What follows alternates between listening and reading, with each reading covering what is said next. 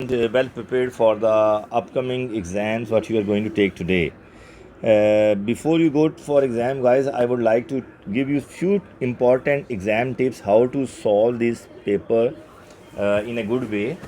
सबसे इम्पॉर्टेंट बात तो ये है कि देखें, I would like to share in Urdu as well कि बेटा जो पेपर है आपके पास इस दफ़ा आपको आंसर बुक सेपरेट मिलेगी. ठीक है, you have separate answer book and you have separate question paper along with it. So सबसे पहले तो आपने बड़ी एहतियात के साथ आप लोगों ने जो क्वेश्चन पेपर के ऊपर है वही अपनी आंसर बुक में लिखना है. अकॉर्डिंगली आपने से नंबरिंग क्वेश्चंस की नहीं करनी. से आप क्वेश्चन नंबर 1 अटैम्प्ट कर रहे हैं तो आंसर बुक में लिखेंगे 1, उसका पार्ट ए है तो ए, उसको सॉल्व करें. फिर उसके बाद अगर आप क्वेश्चन उसका जो है क्वेश्चन नंबर 5 को अटैम्प्ट करते हैं तो आंसर बुक में क्वेश्चन नंबर 5 ही लिखिएगा और उसको सॉल्व कीजिएगा. ठीक है, ए पार्ट है, बी पार्ट है, जो भी वो do mention it, that is very much important for you guys. Secondly बेटा देखें, चूँकि आंसर बुक सेपरेट है तो जो मोस्ट इम्पॉर्टेंट टिप है वो ये है कि जब भी आप स्टार्ट करें from easy too difficult topic की तरफ जाएं तो सबसे पहले वो क्वेश्चन अटैम्प्ट करें कि जो आपके लिए बहुत आसान है और आपको पता है विद इन सर्टेन टाइम और जल्दी क्विकली और बड़ा neat and Fairlie you can solve those paper.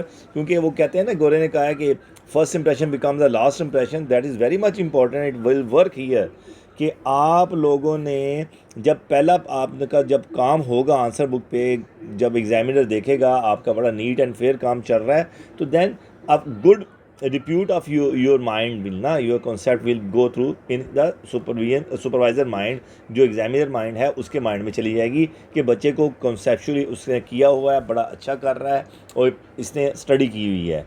तो अगर स्टार्ट में आप मैसिव सा काम कर देंगे, कटिंग मटिंग और ये वो गंदा मंदा काम कर देंगे तो एक नेगेटिव इंप्रेशन चला जाएगा एग्जामिनर के माइंड में. तो आप लोगों ने ये बहुत एहतियात करनी है कि जब आप पेपर स्टार्ट करें, start from the easy topic to the difficult one.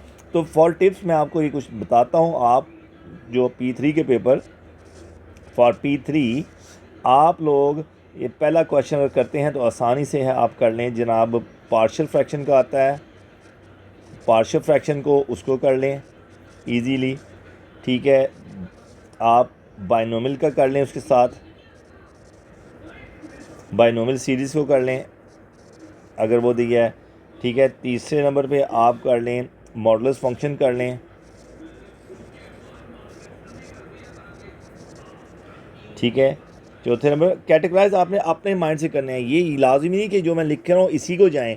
आप लोगों के अपने यानी प्रॉस्पेक्टिव्स के ऊपर जो जो आपके को ईजीएस्ट टॉपिक हैं आपने वहाँ से स्टार्ट करना है.